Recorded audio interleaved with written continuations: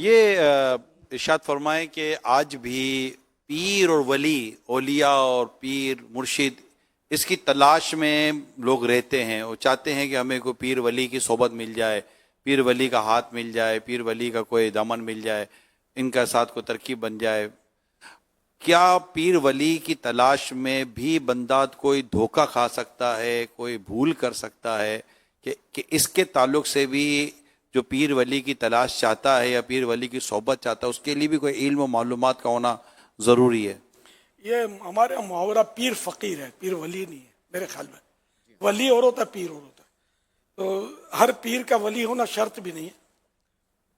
تو پیر فقیر کی تلاش نے، مرشد کی تلاش، یہ زیادہ شاید واضح ہو جائے گا.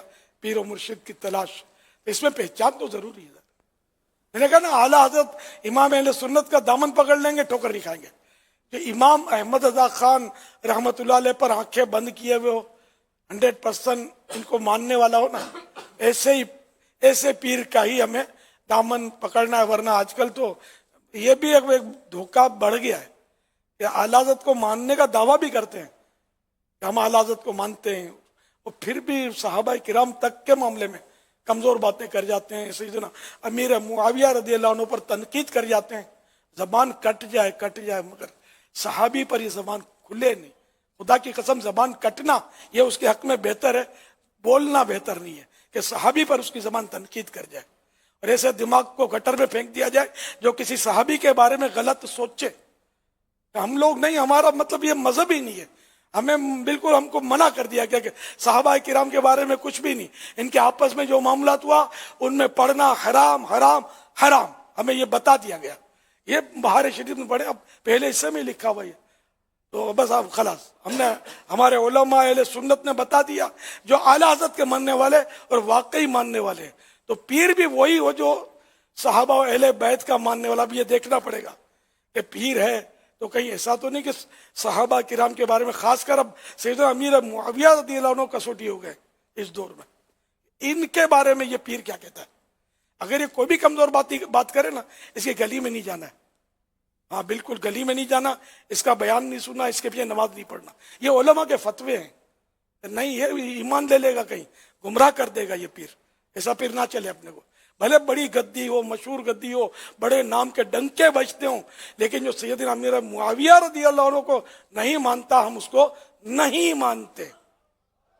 یہ ہماری مطلب فائنل ڈیسیزن ہے. یہ اس میں کوئی کمپرومائز نہیں ہے، نو کمپرومائز. اس میں کوئی مذاکرات بھی نہیں ہو سکتے. ہم بحث بھی کرنے کے لیے تیار نہیں ہیں.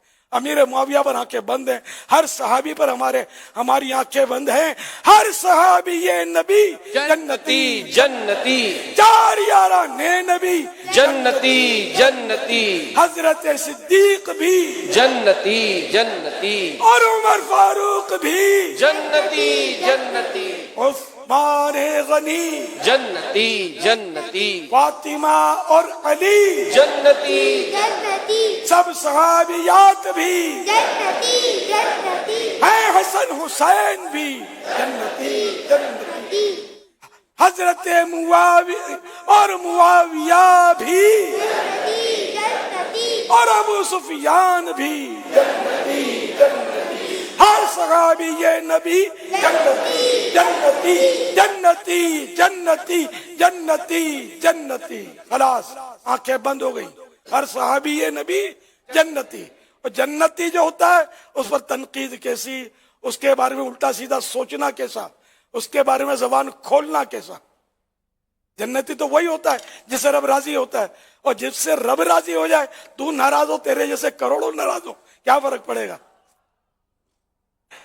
تو بھی آ جا، مان جا اور برکتیں لے صحابہ کرام کی. ورنہ عقل کو تنقید سے فرصت نہیں. عشق پر اعمال کی بنیاد رکھ. جو اللہ اور رسول نے فرما دیا بس وہی ہم مانتے ہیں، اس کے آگے پیچھے ہم نہیں ہوتے. الحمدللہ یہ ہمارا مذہب مہذب ہے، مسلک اعلیٰ حضرت ہے، یہ مسلک اہل سنت ہے. جو پھر وہ سنی بھی نہیں ہے جو صحابی پر تنقید کرے. وہ لاکھ کہتا رہے سے کیا.